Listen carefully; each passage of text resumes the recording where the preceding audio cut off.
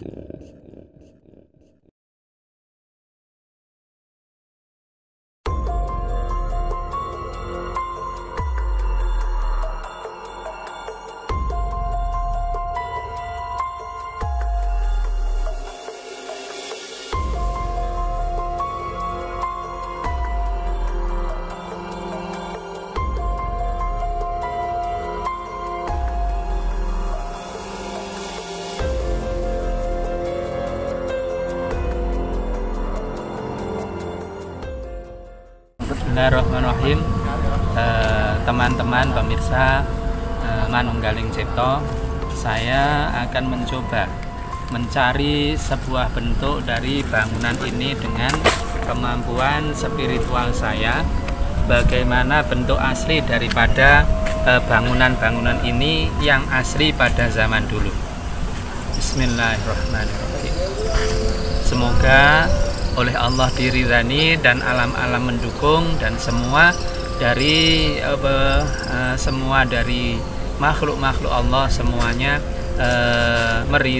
memberikan dukungan kepada saya, dan Allah meridhoi beserta para kekasih-kekasih Allah yang berada di sini, yang mukso di sini, dan ada beberapa orang yang masih ada di sini tapi kita tidak mampu melihatnya karena keterbatasan indera kita.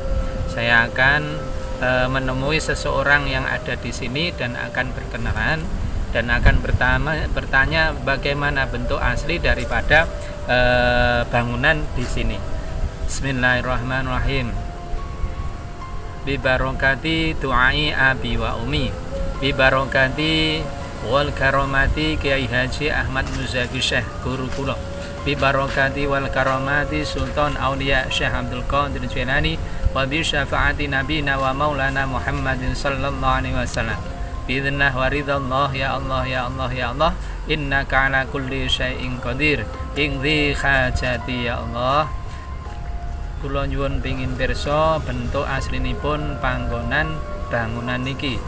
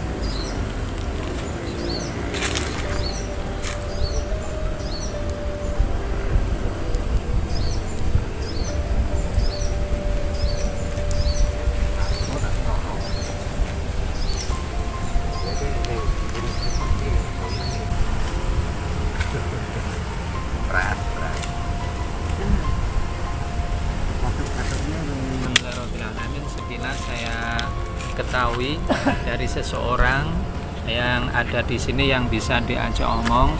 Di beliau asli adalah orang dari Majapahit, dan juga ada orang dari Kediri, kerajaan Kediri.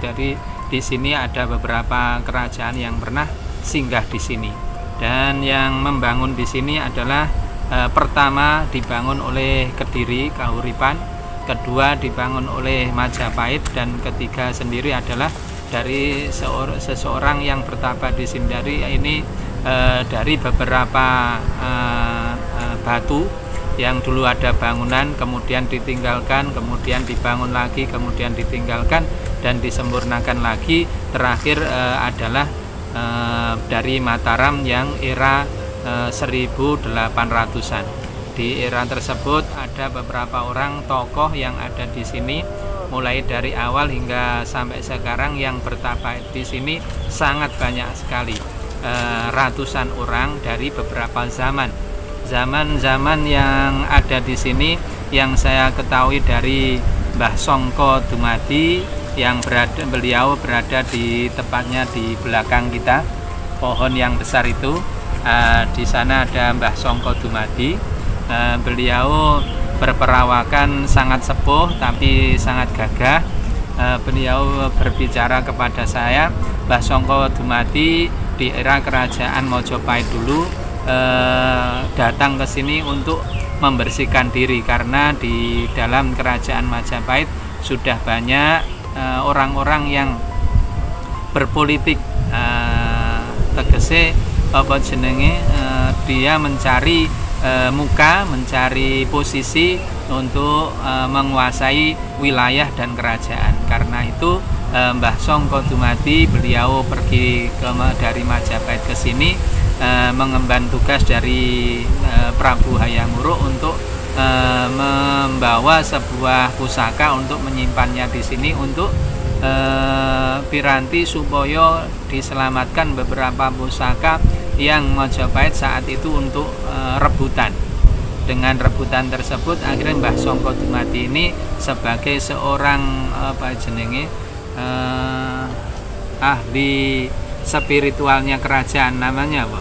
Ahli spiritual kerajaan, tukang ahli nujum, ahli nujumnya kerajaan. Jadi pendetanya kerajaan atau resinya kerajaan, beliau diutus untuk mencari istikharah, cara bahasane awake dhewe istikharah tentang kerajaan Majapahit bagaimana ke depannya. Maka beliau diutusnya ke sini.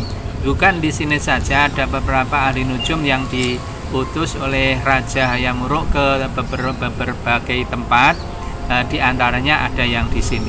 Karena di sini dilihatnya ada peninggalan-peninggalan dan tempat sejarah yang di sini ada yang bau reksa, yang dilihat dari segi spiritual juga termasuk juga penyonggo tanah Jawa, ada di Gunung Pegat di sini. Untuk memisahkan kerajaan dari kerajaan satu ke kerajaan lain dengan cara di sini di Gunung Pegat ini diharapkan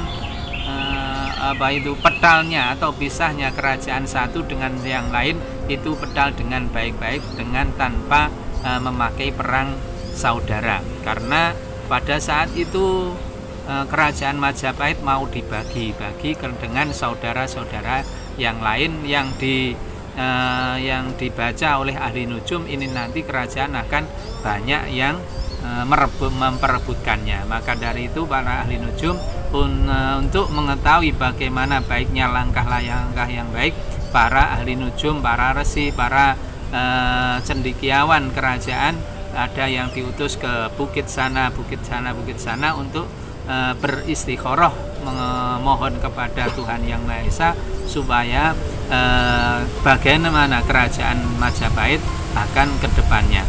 Bukan hanya dari kerajaan Majapahit, Mataram juga banyak yang kesini, termasuk Manggolojudha. Beliau juga korinnya masih ada di sini. Jika korin ada di sini, kemungkinan beliau Manggolojudha pernah meninggal di sini dan korinnya tetap berada di sini. Walaupun beliau itu beragama sudah Islam, tapi Manggolojudha adalah orang yang senang ulah keprihatinan, berada di sini untuk menenangkan jiwanya dan untuk mencari mendekatkan diri kepada Allah Subhanahu wa taala. Manggolojudha atau yang dikenal dengan Muhammad Asy'ari, ya, Manggolojudha tersebut berada di sini juga ada. Ada yang dari Kahuripan dulu, ya. Ada yang dari Kahuripan berada di sini. Saya tadi belum berkenalan, cuma dia mengatakan bahwa beliau dari Kediri.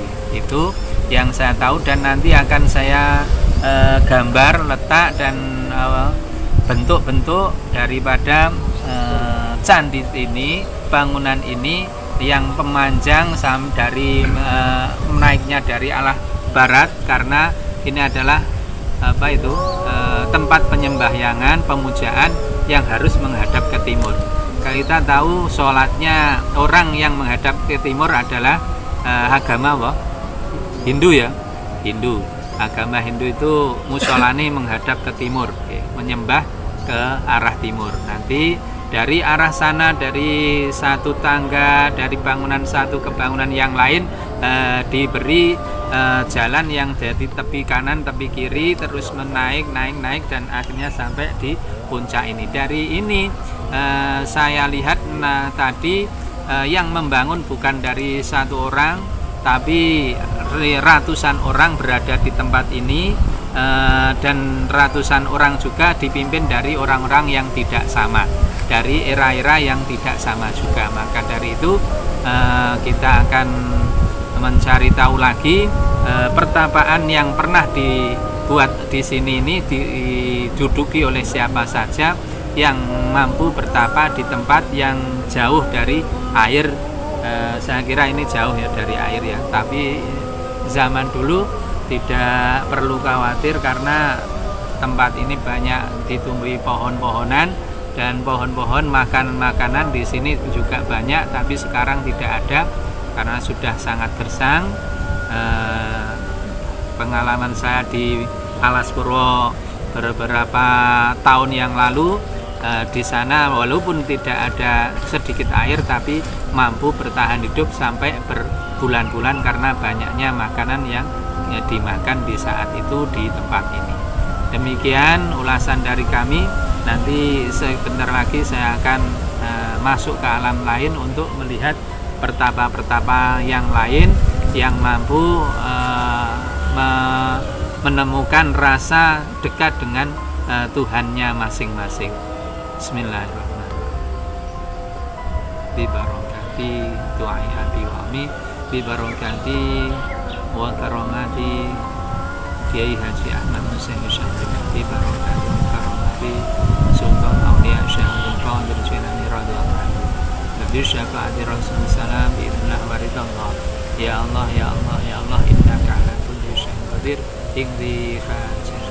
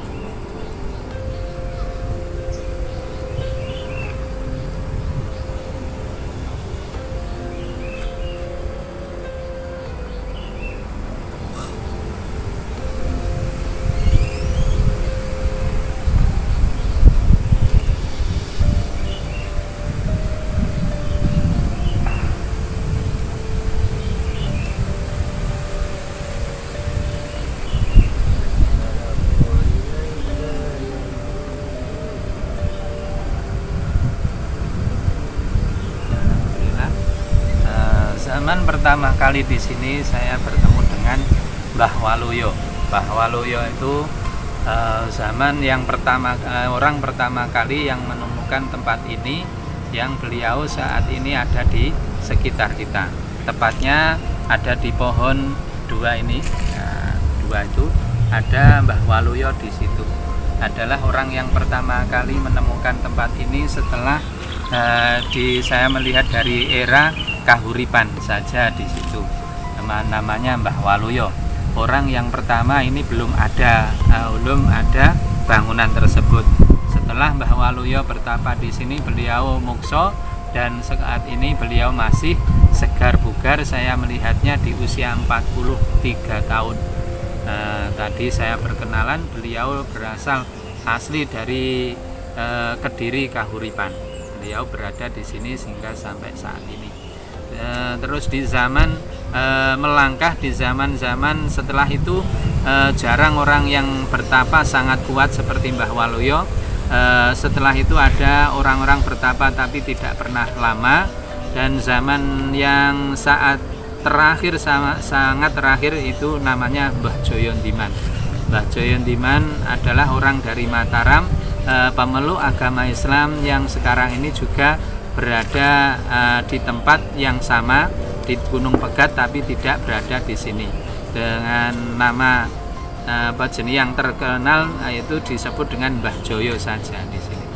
Tapi selain itu, orang-orang yang bertapa di sini tapanya tapa ngerame, istilahnya sejenis 3 orang, 4 orang, 5 orang, 7 orang dan lain sebagainya, tidak pernah lama sampai bertahun-tahun. Di sini tempat yang dibangun ini, tempat-tempat yang seperti ini dulu dibuat untuk beribadah, menyembah kepada Allah, mendekatkan diri kepada Tuhannya masing-masing, dan sekarang menjadi seperti ini karena zaman yang sudah sangat lama di tempat ini. Demikian, nanti kalau ada yang tanya, kami persilahkan. Untuk teman-teman yang mau bertanya, kita siket dulu. Atau karena mungkin menjaga bangunan atau gimana, dari sisi mistis atau dari sisi alam wajar. Nah, perkiraan saya ini untuk menjaga kondisi bangunan saja.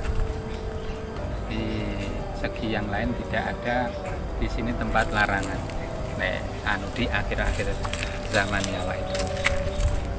Ini maksudnya patung kepala tempat beribadah dan tempat kardupo Pak Turunan di sini.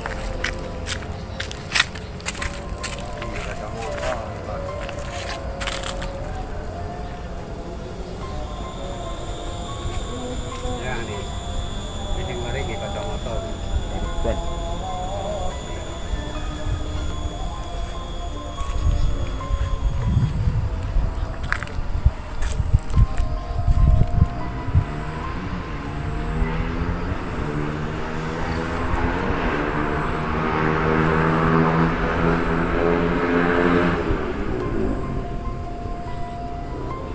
Ini penunggunya seorang dari makhluk astral, makhluk gaib. Ini dari perwujudan yang dulu sering muncul seperti inilah, buto. Seorang buto yang bernama Merono Sekti atau Merono Saketi. Seperti perwujudannya tidak jauh dari ini. Jadi ini adalah ukiran yang ditemui oleh pengukir yang ada di tempat ini. Ini adalah Merono Saketi atau Merono Sakti. Dan M tapi Ro, W-R-O-N-O, Merono Sakti, Merono Saketi. Berarti dibuatnya ini karena ingin memberitahu kepada orang-orang bahwa di sini itu ada buto gitu. Ya, bentuknya seperti Merono Saketi. Terus kalau yang ini maksudnya ngalah berkah ya, ngalah berkah. Jadi keberkahan yang dari Merono Saketi diberikan di tempat itu, dan di setiap ada upacara diberi air dari sana, dan akan di ritual setelah itu amber, banyu itu amber muncul, dan di sini ditadai banyu yang kemudian untuk raup dan mandi, untuk berobat dan lain sebagainya, adalah jika air itu iso metu teko kono dan memberi berkah dari Merono Saketi atau Tuhan Yang Maha Esa. berarti ini termasuk dari sisi lain dari tempat ini, dari tempat pertapaan ini. Kalau di situ mungkin tempat pertapaannya di sana atau di... Nah, ini adalah Sarasian zaman dulu. Pertapaan nguslah atau tempat biar berteduh di malam hari dan untuk sembahyang di situ dengan menghadap ke timur, mengharap petunjuk dari ilahi Robbi. Menurut mereka di situ tempatnya untuk menenangkan jiwa, menenangkan diri. Nah, itu di tempatnya di situ. Ini adalah lingkaran tempat persembahyangan dari sana, dari jauh sana ini. Dan puncaknya adalah di situ, tempat sembahyang. Namanya ini juga sebagai tempat berdoa ya, kalau altar ini. Ini adalah tempat sembahyangan bersama. Jadi puncaknya di sini. Nah, kalau apa di situ 1, 2 ya ada apa jenenge selanjutnya di sana itu adalah lokasi tempat persembahan. Ini bukan jalan. Ini bukan jalan. Tapi ini hanyalah untuk tempat bagaimana kita berdoa dengan mengendap-endap dengan begini. Ini terus kita begini maupun keberkahan dari air yang tumpah. Ada orang yang merituali tadi diadai terus di bawah bulan atau untuk raup di sini. Itu adalah ritual ala golek berkah. Golek berkah.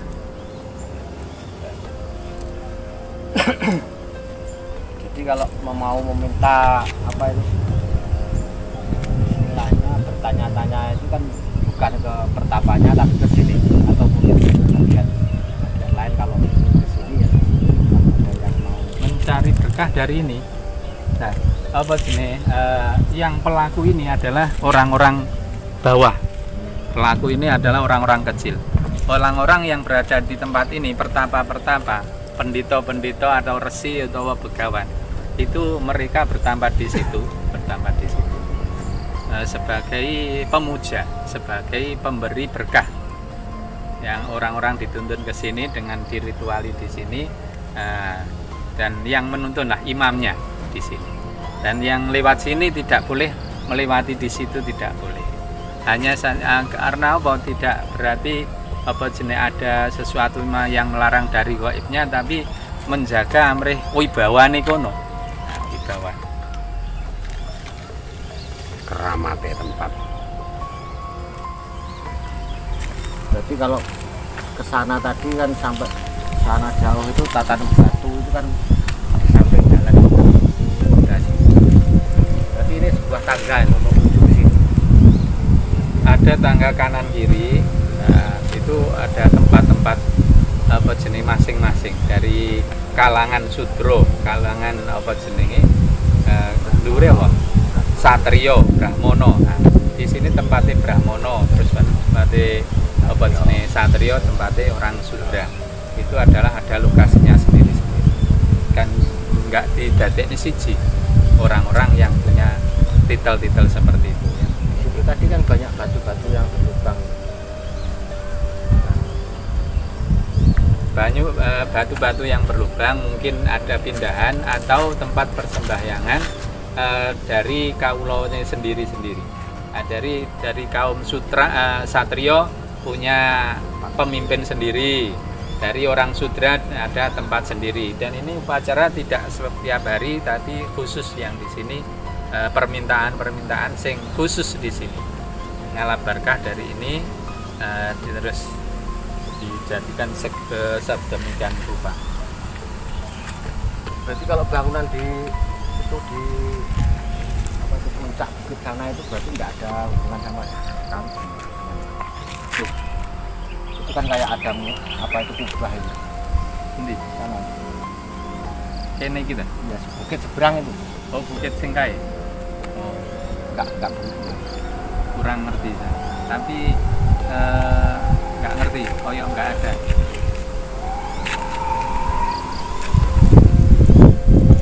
Itu kan ada putih kan seperti kubah. Neng Kuwono kan? Belum nyambung.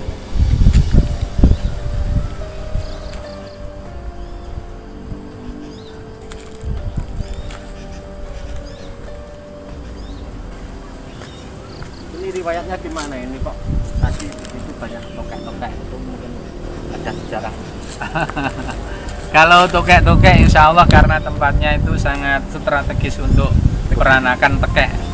Untuk tempat tegak ini tempatnya sangat strategis karena banyak lubang-lubang, gang-gang batu-batu, dan tiada tempat lain kecuali tempat-tempat tersebut.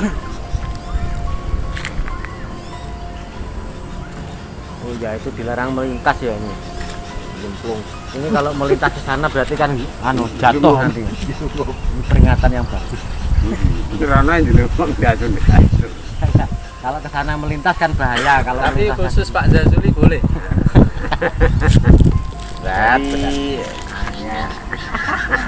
Dari pandangan supranatural tadi, bangunan ini tuh berdirinya tuh tahun berapa kira-kira ya? Maksudnya sudah layak gitu loh. Ada 3 zaman, zaman pertama, zaman kedua, zaman ketiga, ini semuanya saling melengkapi. Jadi tidak sesempurna di akhir seperti ini, tapi banyak hal-hal yang sebagai tambahan-tambahan dan pengurangan karena zaman longsor atau jugruk atau tambahan yang pada zaman dulu. Tapi nanti kita gambar karena kita tadi lupa tidak membawa buku. Oh ya, di sana ada. Kalau nama saya tadi Mbah Waloyo tadi memang pertama ya di sini. Ya, saya baca dan saya tanya, beliau menjawabnya, durung ono kang tumeka ana ing kene sakliyane aku zamanku. Yaiku zaman apa jenis sadurunge ana Kediri. Belum ada Kediri.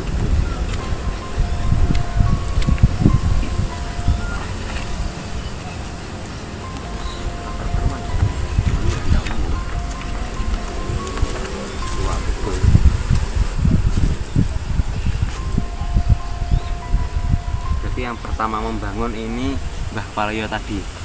Bukan, Mbah Waloyo itu pendatang membangun tapi bertapa. Yang pendatang yang menempati di sini pertama kali sebelum dibangun ini.